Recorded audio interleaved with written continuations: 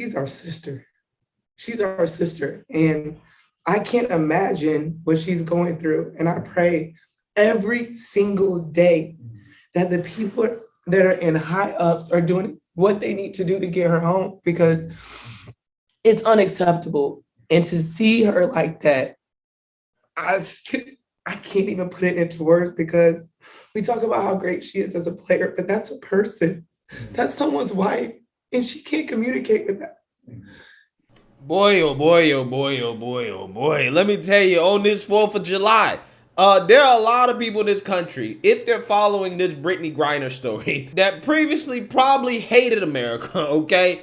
That all of a sudden are going to be thankful to be Americans. And there are also going to be a lot of people in this country that are going to be regretting the current president of the United States and the fact that they voted for him instead of Trump and his mean tweets, okay? And that is what this story is going to be about today that I'm going to talk about, which is a continuation of the Brittney Griner story, as she is begging President Biden for her freedom, as she's afraid that she will be in this Russian prison forever, as she's been brought up on charges of trying to smuggle a significant amounts of narcotics into Russia, okay, which led to her arrest, and she has been detained since. Now, Brittney Griner's trial is about to begin, and a part of, again, me saying why I think a lot of people are going to actually be happy and thankful to be Americans following this story is that apparently in Russia, the legal system isn't quite the same way as the United States. And I want you guys to hear the woke revolutionaries, the woke media at ESPN react to the difference between the Russian justice system and the U.S. justice system in regards to this Brittney Griner situation. Because again, a lot of these people realize that, hey, America's not really such a bad country compared to some of these other places. Take a look. The trial of WNBA star Brittney Griner began today as Russian authorities have accused her of smuggling significant amounts of a narcotic substance. The two-time Olympic gold medalist arrived earlier this morning at a court near Moscow. Griner, who was arrested on February 17th, faces allegations that could be punishable by up to 10 years in prison. She is currently being held at a pretrial detention center in north of Moscow. According to her lawyer, her detention was extended 6 months pending the trial's outcome. So let's welcome in ESPN's special correspondent, Angela Rye, who has interviewed Brittney's wife, Sherelle. And Angela, I want to ask you this. What should Brittney and her legal team expect as the trial opens today? Well, what we know about Russia, some of us know from looking and trying to figure out what's going to happen next, is that Russia's legal justice system is not like our justice system. Their legal system, they normally have a conviction rate that is super high. I'm saying to the tune of 99%. So normally when we go into the court system in America, we have a presumption of innocence. We're innocent until proven guilty, at least some of us in this country, more often than not. In Russia, that's not the case at all. What happens is Brittney's team will be allowed to present a case, and that case is not going to be heard. If it's about innocence, they expect that you mitigate guilt rather than presume innocence at all. So for the first 4 hearings, of which we know the second one will be on July 7th, the prosecution will continue to present their case. They're talking about high levels of drugs being smuggled into Russia, and we're talking about an alleged 0.7 grams of hash oil. So we also see our standards very differently. I think the other thing that's important for people to know is that the prosecution won't be able to even state its case until 4 hearings in. So that's where we are right now, and that's what her team can expect and what they've expressed we can expect. Yeah, Angela, based on the past history of these types of show trials, how likely do you think Brittney Griner is to be acquitted of these charges?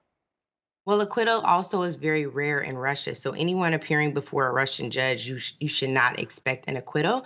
And in fact, what we also know on this 135th day that Brittney Griner has been wrongfully detained in Russia is that she has to be convicted and sentenced and then request a presidential pardon. That pardon is where there's an exchange for one Russian citizen for Brittney.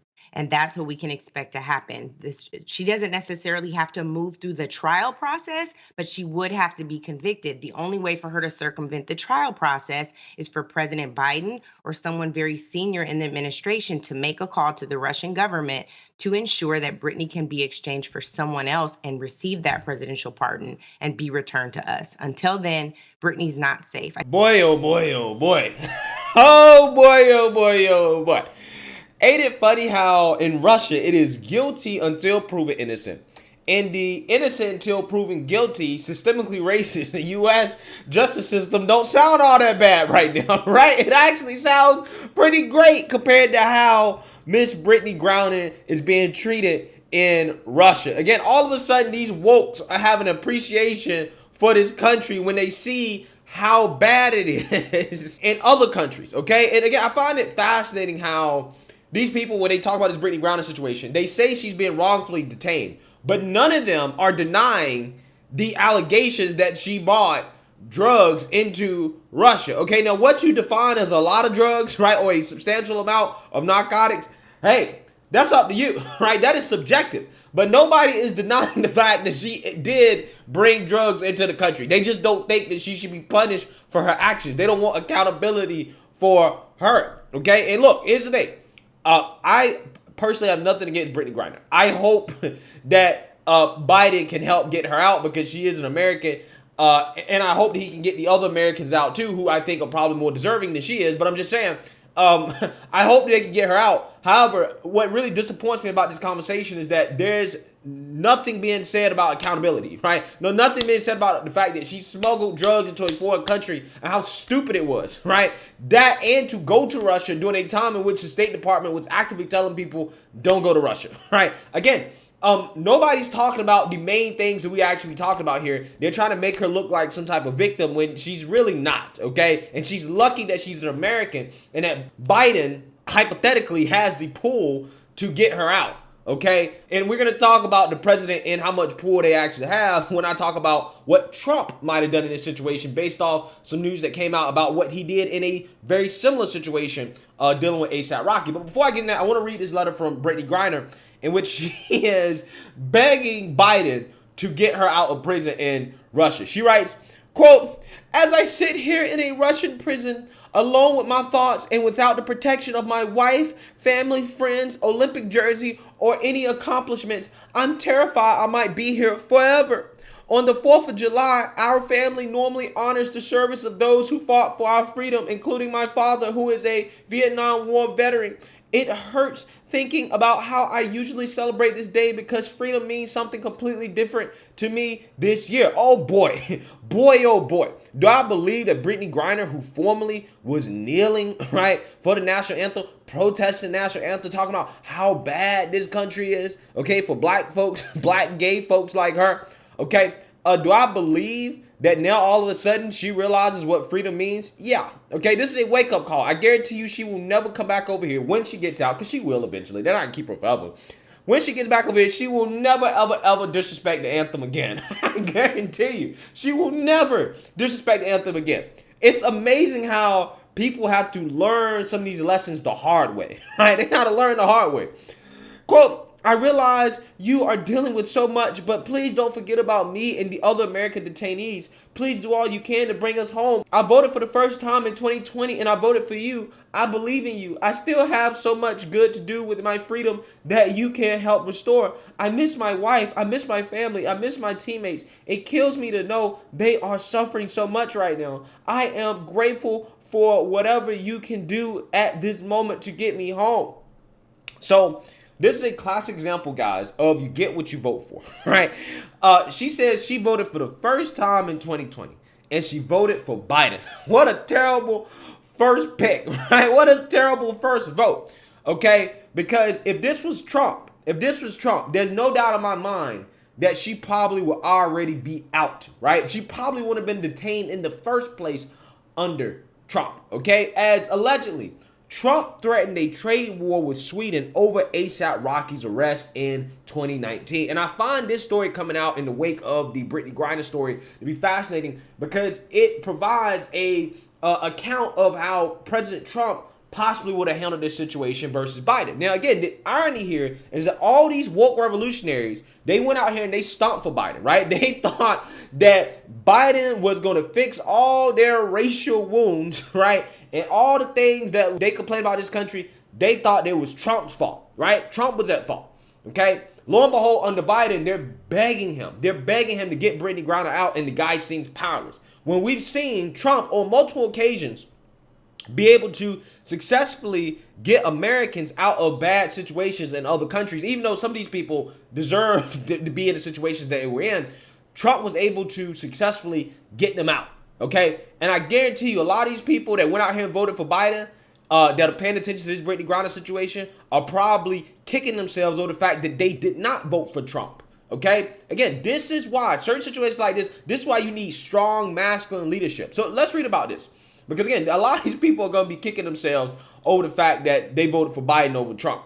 Okay, let's read it. Donald Trump threatened to start a trade war with Sweden in 2019 over the arrest of Harlem rapper A$AP Rocky, the Nordic country's longtime justice minister, claimed this week. In an interview with Swedish newspaper Dagens Nyheter, Morgan Johansson said the 45th president warned trade restrictions would be slapped on the country if Rocky, whose real name is Rakim Myers, was not released. Rocky was arrested in July 2019 and held in jail for a month after being involved in a fight prior to a scheduled appearance at a Stockholm music festival.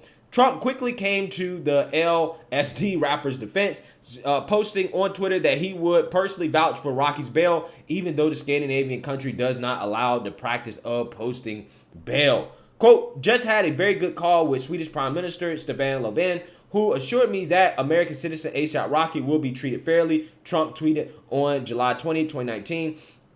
Likewise, I've assured him that A$AP was not a flight risk and offered to personally vouch for his bail or an attorney. So I want you guys to understand, racist Trump, right? Racist Trump is out here threatening a trade war with Sweden. Sweden's not even like an enemy, right? They're not even an enemy, okay?